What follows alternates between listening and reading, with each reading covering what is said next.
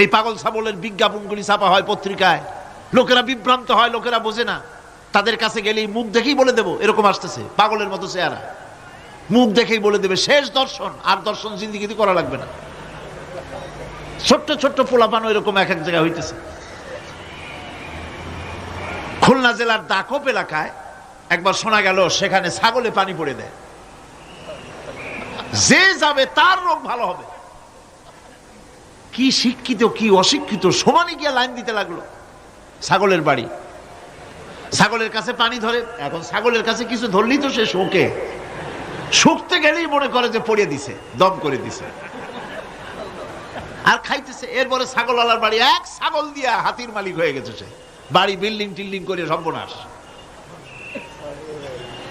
কি আজীব তামাশা, কি আশ্চর্য দেশ।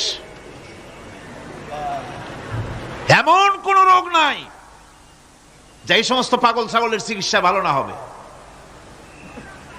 এগুলি অ্যাডভার্টাইজ দিয়ে চলছে। আল্লাহ পাক মানুষকে অসুখ দিয়েছেন, অসুখের আবার ওষুধও দিয়েছেন। কোন আলহামদুলিল্লাহ।